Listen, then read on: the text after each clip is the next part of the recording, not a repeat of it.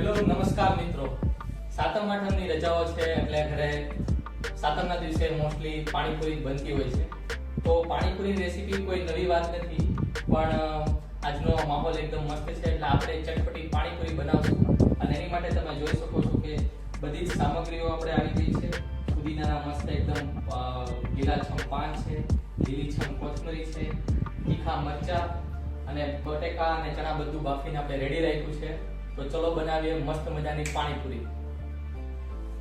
ચલો દોસ્તો, સૌથી પહેલા આપણે પાણીપુરીનું પાણી બનાવી નાખીએ. જો પાણી બનાવવા માટે એકદમ ઈઝી વસ્તુ છે, ઈઝી ઇન્ગ્રેડિયન્ટ છે, કોઈ બીજી વસ્તુ તમારે નાખવાની રહેતી નથી.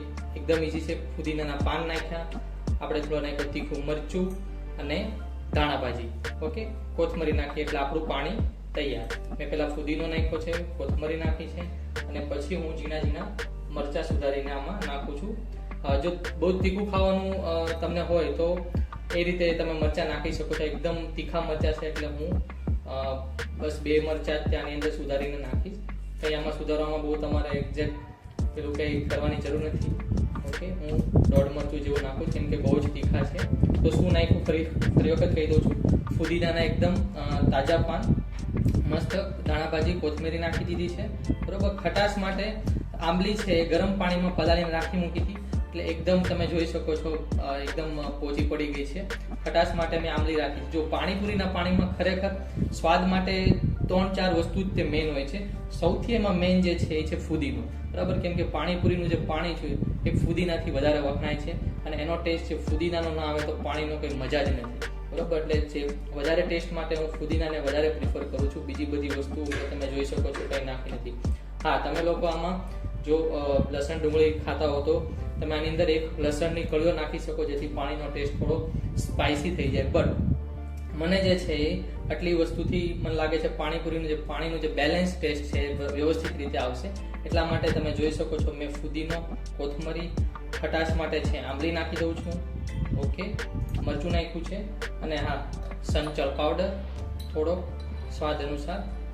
સંચળ અને મીઠું છે એ માપમાં નાખું કેમ કે તમે પાછળથી જરૂર પડે તો એડ કરી શકો છો અને આપણે એડ કરીએ છીએ.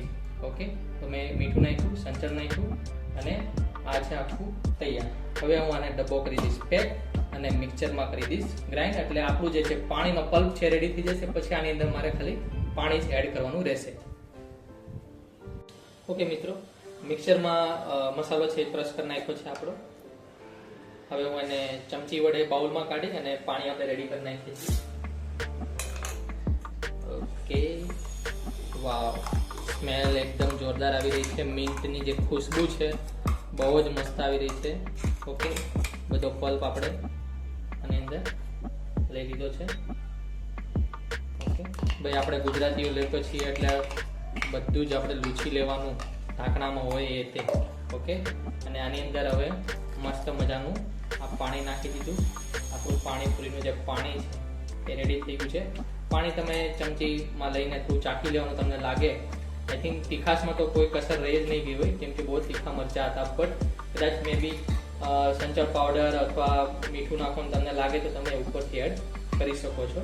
અને તમે જોઈ શકો છો આપણું મસ્ત મજાનું પાણીપુરીનું પાણી છે રેડી થઈ ગયું છે. વાહ, સરસ મજાનું પાણી આપણું તૈયાર થઈ ગયું છે. એકદમ ટેસ્ટફુલ છે.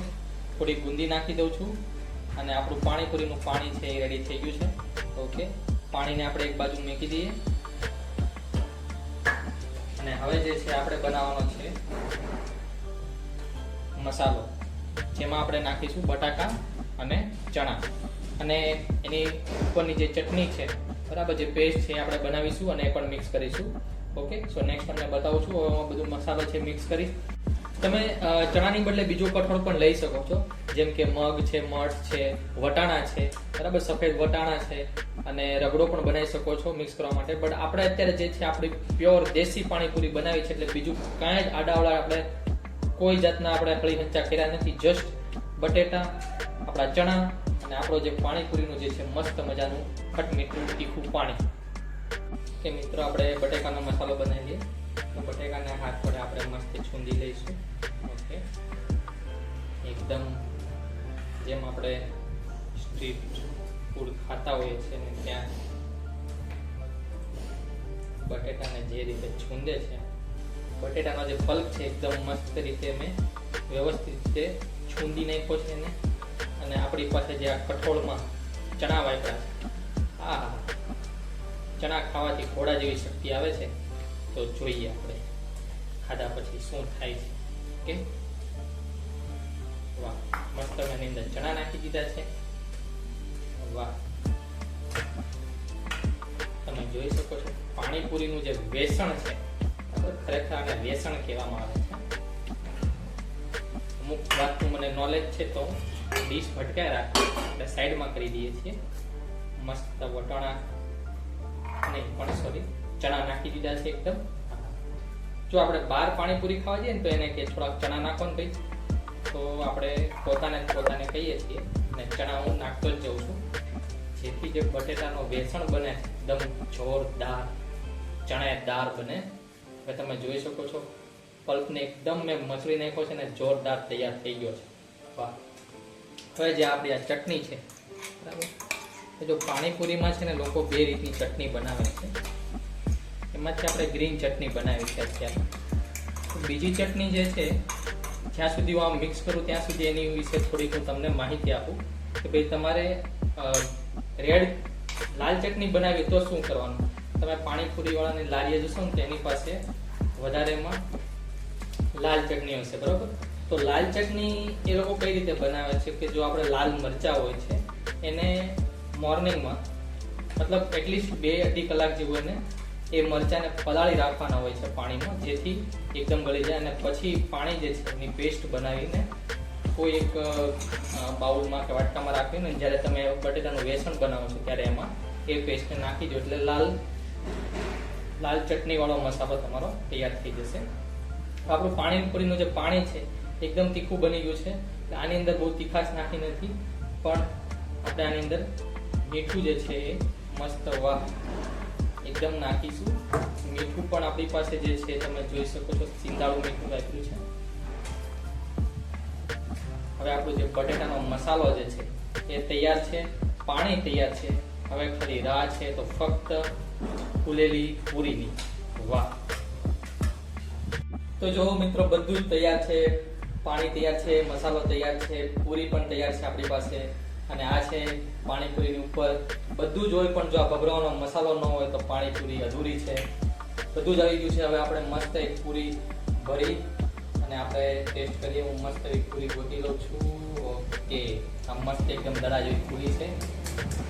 પકોડા પાડી અને આની અંદર નાખી દીધો મસ્ત મસાલો. વાવ, હા, મને અત્યારથી પાણી આવે છે. અને આની અંદર મેં ભભરાઈ દીધો મસાલો.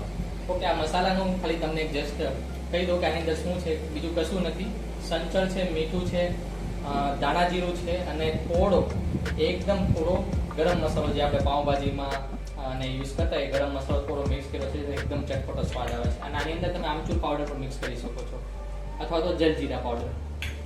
ઓકે દોસ્તો, મસાલો ભરી દીધો છે અને હવે આપણે આની અંદર એકદમ ડુબોળી અને આ મેં આપણી પાણી તમે જોઈ શકો છો પાણીની પૂરી એટલે કે પાણીપુરી તૈયાર છે. વાહ. એ મિત્રો, તો આપણી ચટપટી પાણીપુરી એકદમ તૈયાર છે. અને